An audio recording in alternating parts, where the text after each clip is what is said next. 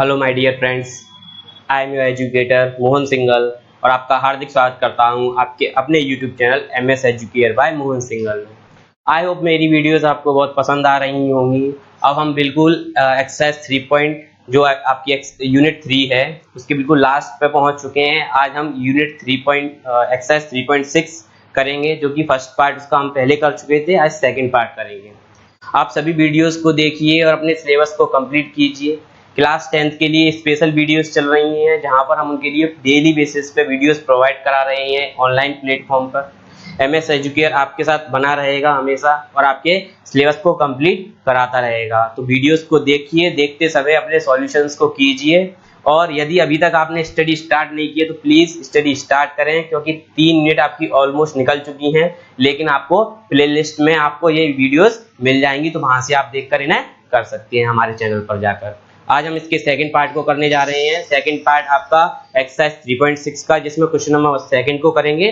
First part देखने के लिए आप इससे पहले की वीडियो देख सकते हैं। वीडियो आपको पसंद आए तो लाइक कीजिए, अपने फ्रेंड्स को शेयर कीजिए। कोई भी प्रॉब्लम आती है तो आप कमेंट बॉक्स में हमें बताइए, और सॉल्यूशंस भी आप कर रहे हैं तो आप उन्हें भी कमेंट बॉक्स में पोस्ट कीजिए। चैनल को सब्सक्राइब करना ना भूलें। अब बढ़ते हैं वीडियो की तरफ। देखिए एक्सरसाइज 3.6 का क्वेश्चन नंबर 2। क्वेश्चन नंबर 2 आपको कुछ इस प्रकार दिया हुआ है। Formulated the following problems as a pair of linear equations and hence find the solution. आपको कुछ वर्ड प्रॉब्लम्स यानी कुछ लैंग्वेज वाले क्वेश्चंस दिए हैं, जिसमें से आपको पहले इक्वेशन फॉर्म करनी है और इक्वेशन फॉर्म करने के बाद उनके सॉल्यूशंस निकालने हैं।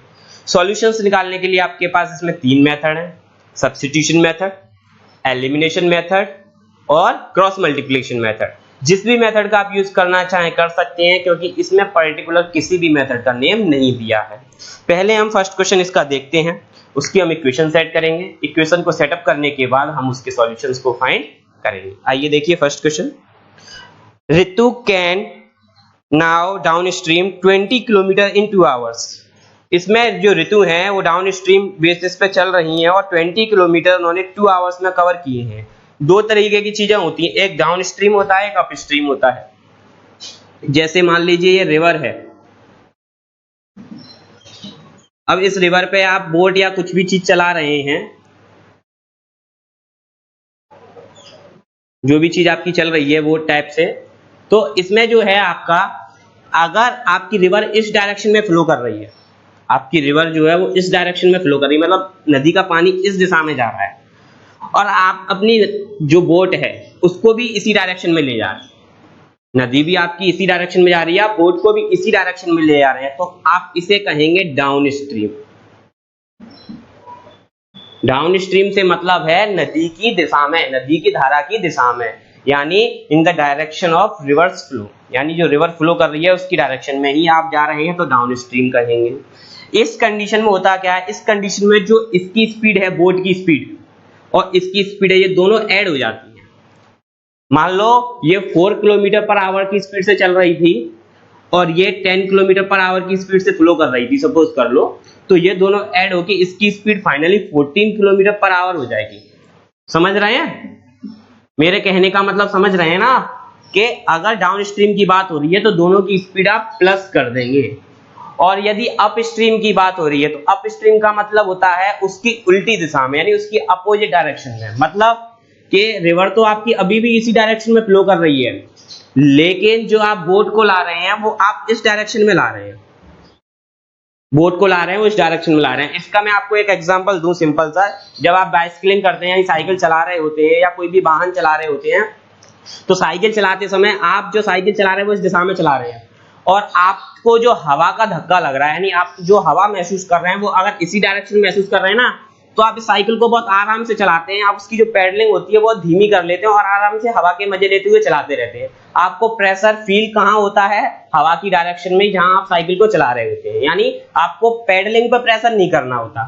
लेकिन हवा, आप जो है इस डायरेक्शन में चल रहे हैं और हवा जो है उल्टी दिशा में आती है। जब तेज आंधी आती है आपके साथ, आपको जल्दी भी पहुंचना है और आपके साथ ऐसी दुर्घटना होती है कि उल्टी दिशा में आंधी आती है, तो आप कितनी भी तेज चलाइए साइकिल, होता क्या आपके साथ, आप उसको बहुत कम पेडल महसूस कर पाती हो। प्रेशर ज्यादा लगाते हैं, पेडलिंग बहुत कम महसूस होती है, यानी आपको धक्का लगता है पीछे की तरफ, जिससे आपकी स्पीड बहुत स्लो हो जाती है। यानी आप जाना तो ऐसे चाहते हैं, हवा आपको ऐसे धकेल रही है तो स्पीड कम हो जाती है, यानी इस डायरेक्शन में क्या हो जाता है, माइनस हो जाता है। तो याद रखिएगा अप स्ट्रीम जब होगा, अप स्ट्रीम तो अपोजिट डायरेक्शन हो जाती है उनकी, यानी इस कंडीशन में दोनों कैसे होते हैं, माइनस, और डाउन स्ट्रीम की कंडीशन में दोनों कैसे होते हैं, प्लस। तो इस क्वेश्चन से पहले मैंने आपको इसलिए समझाया क्योंकि इस क्वेश्चन में ये यूज होने वाला है।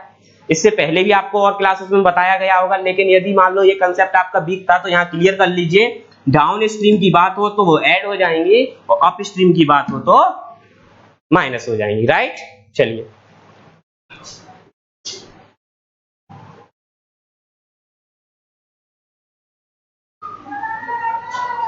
देखिए, जो इसका हम क्वेश्चन नंबर फर्स्ट कर रहे थे, अब उसकी इक्वेशन हम सेट करते हैं। क्वेश्चन नंबर सेकंड का question number first equation set करते हैं। Ritu can now downstream in 20 kilometre in 2 hours and upstream 4 kilometre in 2 hours. Downstream 20 kilometre जा रही है 2 आवर्स में और अप स्ट्रीम 4 किलोमीटर ही जा पा रही है 2 आवर्स में। Find her speed in moving in the still water and the speed of current। आपको ऋतु की जो स्पीड निकालनी है और स्पीड ऑफ करंट निकालनी है। तो इसमें क्या होगा, आपको दोनों वेरिएबल्स को अलग अलग मानना पड़ेगा। लेट द स्पीड ऑफ ऋतु, जो ऋतु की स्पीड होगी या जो उसमें रोइंग कर रही है वो, मतलब जो नाव या कुछ चीज चला रही है उसकी स्पीड क्या होगी, let the speed of Ritu's rowing क्या हो जाएगी, वो x, ठीक है। और जो स्पीड है,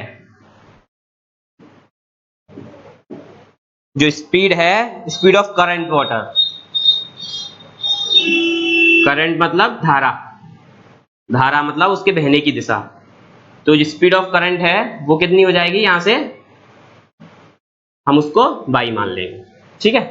अब देखिए फर्स्ट केस में क्या कहा गया है कि down at the time of down stream, first case में कहा गया है at the time of down stream. ये आपको बहुत अच्छा समझ में आया इसलिए मैं इसको लिख के आपको पूरा करा रहा हूं। डाउन स्ट्रीम के टाइम पर क्या होगा, दोनों की स्पीड क्या है, x और y। तो x प्लस y दोनों की स्पीड ऐड हो जाएगी। अब दोनों जो है मिलकर कितना कवर कर रही हैं, 20 किलोमीटर, वो भी कितने टाइम में, 2 आवर्स में। Distance upon speed equals time होता है, सॉरी हाँ होता तो वही है, लेकिन हम यहाँ क्या यूज कर रहे हैं, डिस्टेंस अपॉन टाइम यूज कर रहे हैं, तो स्पीड आएगा और इधर भी स्पीड है, ठीक है। तो हमारा दोनों वेरिफिकेशन हो गया कि हमने यहाँ भी स्पीड लिया है और यहाँ पे भी स्पीड आ जाएगा। ये कट हो गया 10 टाइम्स, तो x प्लस y इक्वल्स आपका कितना आ गया, यहाँ 10। इक्वेशन फर्स्ट सेट हो गई। अब हम इक्वेशन सेकंड करेंगे सेट। तो सेकंड केस लिखते हैं, और सेकंड केस में क्या है, at the time of up stream के समय क्या होगा, ये अप स्ट्रीम के समय जो कुछ इस प्रकार हो जाएगा कि दोनों सबट्रैक्ट हो जाएंगे, ठीक है। अब सबट्रैक्ट किस में होंगे, तो ऐसा मान लीजिए कि उसने कुछ ना कुछ डिस्टेंस तो कवर की है ना 2 आवर में, 2 आवर में उसने 4 किलोमीटर डिस्टेंस कवर की है, यानी कहीं ना कहीं ऋतु की स्पीड तो करंट वाटर से ज्यादा ही होगी। तो x माइनस y, यानी x ज्यादा होगा उसमें से y को सबट्रैक्ट करेंगे तो ये 4 किलोमीटर कवर कर पाएंगे, कब, 2 आवर्स में, राइट। इससे ये कैंसिल हो जाएगा। आप देख सकते हैं यहाँ पे x माइनस वाई इक्वल्स आपका कितना आ रहा है, x माइनस वाई इक्वल्स आपका ये आ गया 2। इक्वेशन सेकंड हो गई।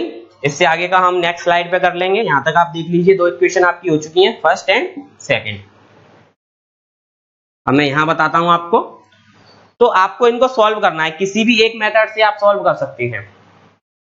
मान लीजिए आपने एलिमिनेशन मेथड से सॉल्व करना चाहा, तो दोनों इक्वेशंस को लिख लिया, x plus y equals 10 and x minus y equals 2, लिख लिया। इसके बाद इनको सॉल्व कीजिए जरा। तो जैसे माइनस प्लस और ये माइनस, ये कैंसिल हो गए। 2y इक्वल्स ये कितना आ गया, 2y इक्वल्स ये हो गया 8, y इक्वल्स 8/2, तो y इक्वल्स आ गया 4। अब ये y की वैल्यू पुट कर दीजिए आप किसी भी एक इक्वेशन में। तो put the value in equation first, मान लो इक्वेशन फर्स्ट में पुट कर दी। तो फर्स्ट क्या है, x प्लस बाई की जगह 4 इक्वल्स 10। तो x equals 10 minus 4, x equals कितना आ गया ये आपका 6। इस प्रकार जो रितुज स्पीड होगी, जो रितुज स्पीड होगी, या स्पीड ऑफ ऋतु लिख लेते हैं, स्पीड ऑफ ऋतुज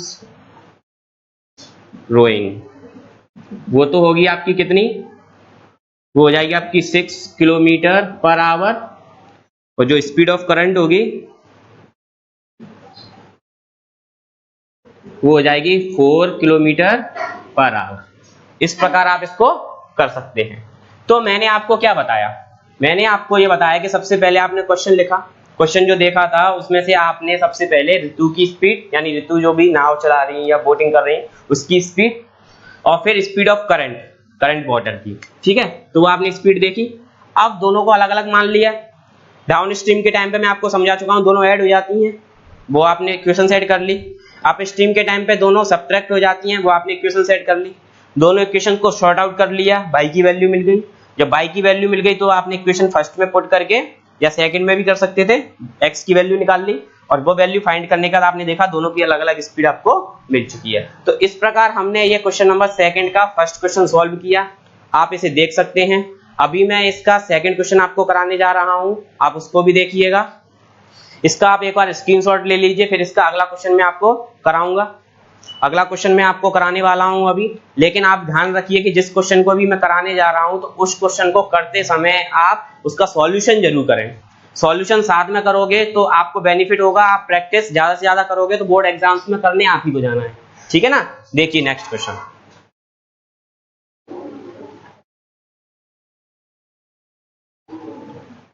अभी इसका हम सेकंड पार्ट करने वाले हैं।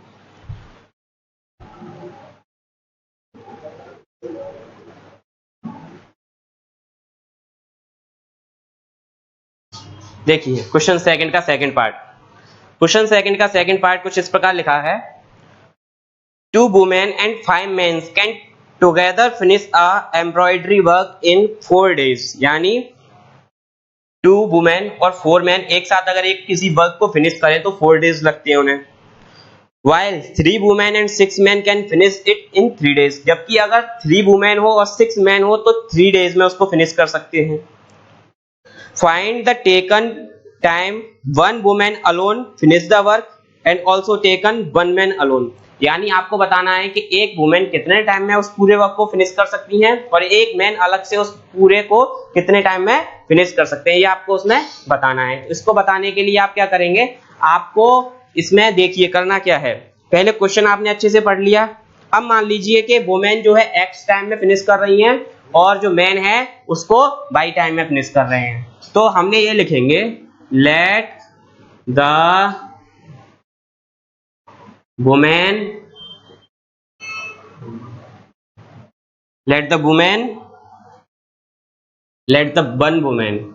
One women take time. तो इनको मान लो x टाइम लग रहा है, ठीक है, और 1 मैन को कितना लगेगा, एंड 1 मैन टेक टाइम। तो 1 मैन को टाइम लगेगा आपका बाई, ठीक है, डेज में लगेगा ये, ठीक है। अब हमें क्या करने वाले हैं, अब इसको सॉल्यूशन करने के लिए हम फर्स्ट केस बनाते हैं इसका। देखिए कितनी वुमेन पहले कर रही थी, 2 वुमेन, ठीक है, चलो 2 वुमेन कर रही थी। तो 2 वुमेन कर रही थी, तो अब उनको x से डिवाइड करो तो उनका 1 डे में कितना वर्क हो रहा है वो निकल आएगा।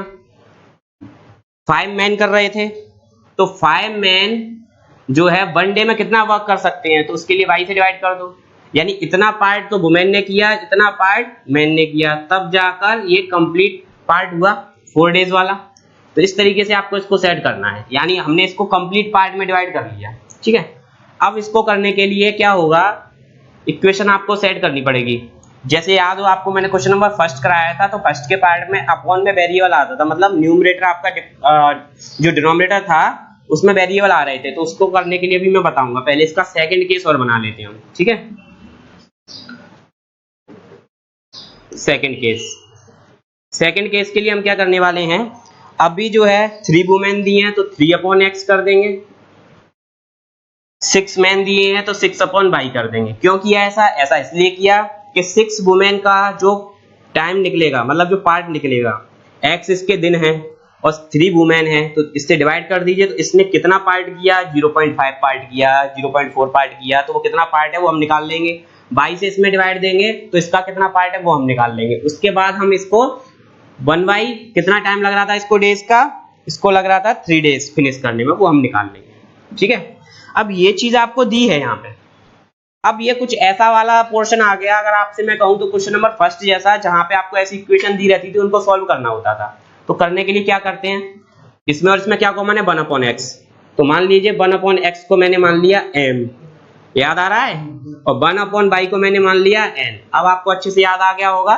तो देखिए क्या करने वाले हैं हम, फर्स्ट इक्वेशन को अगर हम लिखेंगे तो ये हो जाएगा 2m और ये हो जाएगा 5n इक्वल्स 1/4 हो गया ये, और 4 को इधर मल्टीप्लाई करके भेज दीजिए तो देखो 4 का दोनों से मल्टीप्लाई होगा तो 4 का इधर हो जाएगा 4 2 8m और 4 5 20n। ओके, आप देख सकते हैं यहाँ पे 1 आपको अच्छे से दिख ही रहा होगा अभी तो। ठीक है, इसके बाद ये इक्वेशन आपकी मान लीजिए फर्स्ट और सेकंड हो गई, तो ये हो जाएगी आपकी इक्वेशन, आप इसे थर्ड लिख सकते हैं इस प्रकार। ठीक है, नेक्स्ट मैं आपको यहाँ स्लाइड पर करा देता हूँ। देखिए इसके बाद आपको क्या करना है, इसमें वैल्यू पुट करनी है। तो ये हो जाएगा आपका 3m प्लस 6n, ये हो गया 3m प्लस 6n। अब इक्वल्स में क्या है 1/3। अब ये 3 आपको यहां से हटाना है तो इसको इधर भेज दीजिए, दोनों में मल्टीप्लाई हो जाएगा। तो 3 से इसमें किया कितना हो गया 18m, ये हो गया, नहीं सॉरी 3 से इसमें करेंगे 9m और ये हो गया 3 से इसमें तो 18n इक्वल्स 1। ठीक है, ये आपकी इक्वेशन हो गई फोर्थ इक्वेशन हो गई। अब आपको क्या करना है, इक्वेशन थर्ड और इक्वेशन फोर्थ को शॉर्ट करना है, सॉल्व करना है। तो जैसे एलिमिनेशन मेथड का यूज कर लेते हैं या फिर आप सब्स्टिट्यूशन से भी कर सकते हैं। तो 8m plus 20n equals 1, 9m plus 18n equals यहाँ पे भी 1। अब देखिए यहाँ पर और यहाँ पे कितने की कमी पड़ रही है, अगर हम बात करें तो यहाँ पर और यहाँ पे कितने की कमी पड़ रही है, यहाँ पे 9 है यहाँ पे 8 है, तो इसमें मल्टीप्लाई 8 का कर दीजिए और इसमें मल्टीप्लाई 9 का कर दीजिए। तो 9 से पूरे में कीजिए, ये हो जाएगा 72m, 9 से इसमें कीजिए 180n और ये 9, 8 से इसमें कीजिए 72m, 8 से इसमें कीजिए तो 18 8 जा आपके कितने हो गए 144n इक्वल्स 8। अब इसको सॉल्व कीजिए तो माइनस माइनस और ये माइनस, राइट, कैंसिल। 180 में से 144 गए तो कितने बचे 36n इक्वल्स, यहाँ पे कितने बचे 1, तो n इक्वल्स आपका कितना आ जाएगा, n इक्वल्स आ गया आपका 1/36, राइट, 1/36 आ गया n इक्वल्स आपका। अब हमें क्या करना है, अब हमें वैल्यू निकालनी है, किसकी वैल्यू निकालनी है, अब हमें वैल्यू निकालनी है इसकी, n की हमने निकाल ली, m की वैल्यू निकालनी है। तो उसके लिए किसी भी एक इक्वेशन में पुट कर दीजिए। तो मान लीजिए मैं पुट कर रहा हूं इसको इसमें इक्वेशन फोर्थ में, ठीक है। तो put the value in equation fourth में मैं इसको पुट कर रहा हूं। अब इक्वेशन फोर्थ में मैं इसको पुट करने वाला हूं तो क्या होगा, मैं इसमें पुट करूंगा 9m प्लस 18 इंटू 1/36 इक्वल्स 1। इसमें ये कट गया इससे 2 टाइम्स, इसको आगे हम यहां कर लेते हैं, ठीक है। तो ये हो जाएगा आपका 9m प्लस यहां कितना बचेगा 1/2 इक्वल्स इधर हो जाएगा 1, राइट। अब क्या करेंगे हम, तो ये हो जाएगा आपका 9m इक्वल्स 1 माइनस 1/2, एलसीएम ले लेंगे इसका। तो 9m इक्वल्स नीचे आएगा 2 और ये हो जाएगा 2 माइनस 1, तो 9m इक्वल्स 1/2 और 9 को ट्रांसफर कर दीजिए इधर, तो 9 नीचे आके कितना हो जाएगा, 9 2 18 हो जाएगा, तो 1/18, 1/18। अब क्या करने वाले हैं हम, अब हमें n की वैल्यू मिल चुकी है यहां से और m की वैल्यू मिल चुकी है, लेकिन हमें क्या निकालना था, हमें तो x और y निकालने थे, तो 1/x जो है आपका m दिया है, 1/x जो आपको m दिया है, तो 1/x इक्वल्स m की जगह रख देंगे 1/18, तो क्रॉस मल्टीप्लाई करके x इक्वल्स आ गया 18, और ऐसे ही निकालेंगे 1/y इक्वल्स 1/36, तो y आ जाएगा आपका 36, यानी x और y आपके निकल गए। अब इंडिविजुअली अगर मैं कहना चाहूं, वन वुमेन जो है, वन वुमेन को कितना टाइम लग रहा था, वन वुमेन को टाइम लग रहा था x डेज, यानी वन वुमेन को लगेंगे 18 डेज। वन मैन को कितना टाइम लग रहा था, 22 डेज, यानी वन मैन को कितना टाइम लगेगा कंप्लीट करने में, तो उसको लगेंगे 36 डेज। तो ये आप अलग से कहीं भी लिख सकते हैं लास्ट लाइन में, इस प्रकार जैसे मैं यहाँ लिख दूं, नहीं तो आप भूल जाओगे कि सर आपने लिखा ही नहीं, तो हमने भी नहीं लिखा, तो ऐसे वुमेन करके इक्वल्स 18 डेज और मैन इक्वल्स 36 डेज, कंप्लीट आप लिख लीजिएगा, ठीक है। तो मतलब आप लिख लीजिएगा, मैंने आपको केवल एक ओवरव्यू दिया है, ये लिखना आपको जरूरी है, नहीं लिख के आओगे तो इसके भी मार्क्स डिडक्ट हो सकते हैं, आप लिख लीजिएगा, बस मैंने आपको बता दिया कि ये 18 डेज लगेंगे और ये 36 डेज लगेंगे, ठीक है।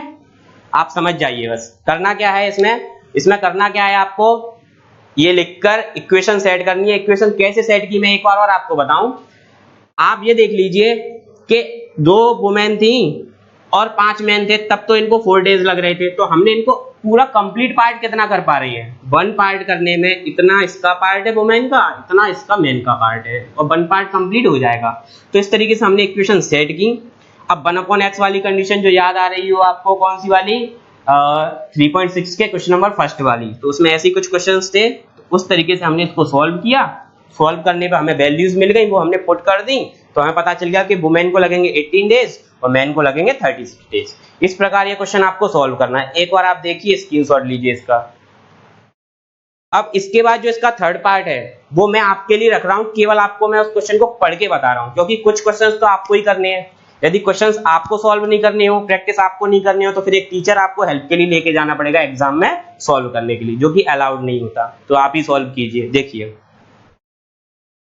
क्वेश्चन है आपका थर्ड वाला, Ruhi travels 300 kilometre to her home partially by train, यानी रूही अपने घर की जो डिस्टेंस है उसको 2 हिस्सों में कवर कर रही है 300 किलोमीटर को। कैसे, कुछ तो ट्रेन से कवर किया उन्होंने, कुछ बस से। आप लॉकडाउन के टाइम में भी देख सकते हैं कि कैसे कवर कर रहे हैं। जो भी जितने भी मजदूर हैं, जो भी गरीब लोग हैं, क्या करते हैं, कुछ पैदल चल लेते हैं, कुछ उन्हें कोई सहारा दे देता है। इसी प्रकार से इन्होंने भी 2 तरीके से ही कवर किया है। अब हुआ क्या है, ये हुआ है कि she takes 4 hours if she travel 60 kilometre by train. उसने क्या किया, 4 आवर्स लगे, 60 किलोमीटर कवर किया ट्रेन से, and the remaining by bus. और दूसरा उसने किससे कवर किया, बस से। मतलब मान लो सी टेक्स 4 आवर्स, उसको कंप्लीट ड्यूरेशन चेक कवर करने में 4 आवर्स लगेंगे। कब, जब 60 किलोमीटर तो वो किससे कवर कर ले, ट्रेन से, तो बचा कितना 240, तो 240 किससे कवर करना पड़ेगा उसे, बस से, तब तो वो 4 घंटे में अपने घर पहुंच जाएंगी। फाइंड दैट, इसके बाद लिखा है if she travels 100 kilometre by train. अब अगर वो 100 किलोमीटर कवर करती ट्रेन से, पहले तो 60 किया था, अब 100 कवर करती ट्रेन से, तो बस से कितना करेंगी 200, तब उन्हें जो है 4 घंटे से 10 मिनट ज्यादा टाइम लग रहा है, 4 घंटे से 10 मिनट ज्यादा, ठीक है। Find the speed of the train and बस, आपको दोनों की स्पीड अलग अलग निकालनी है, तो आप एक को x मान लीजिएगा, एक को y मान लीजिएगा, और कुछ इसी तरीके से आपका क्वेश्चन हो जाएगा। कैसे, जैसे 60/x, मान लो x आपने ट्रेन की स्पीड ले ली और y आपने बस की स्पीड ले ली, तो 60/x प्लस 240/y इक्वल से हो जाएगा यहाँ पे 4 आवर्स। इसी तरीके से दूसरी साइड कर लीजिएगा। इक्वेशन सेट करने के बाद ऐसे सॉल्यूशन करेंगे आप, लास्ट में आपको वैल्यूज आपको मिल जाएंगी। तो ये क्वेश्चन हमने आपके लिए रखा है, आप इसे सॉल्व करेंगे। सॉल्व करने के बाद कमेंट बॉक्स में पोस्ट करेंगे। यदि आप सॉल्व नहीं कर पाए, कोई परेशानी आपको फेस करनी पड़ी, तो आप उस परेशानी को भी उसमें हमें बताएंगे कमेंट बॉक्स में। वीडियोस को लाइक कीजिए, शेयर कीजिए, और चैनल को सब्सक्राइब कीजिए। और आप सॉल्यूशन करते समय वीडियोस को देख रहे हैं या वीडियोस को देख रहे हैं तो उस समय सॉल्यूशंस जरूर कीजिए। मिलेंगे अगली यूनिट के साथ नेक्स्ट वीडियो में, तब तक के लिए थैंक यू।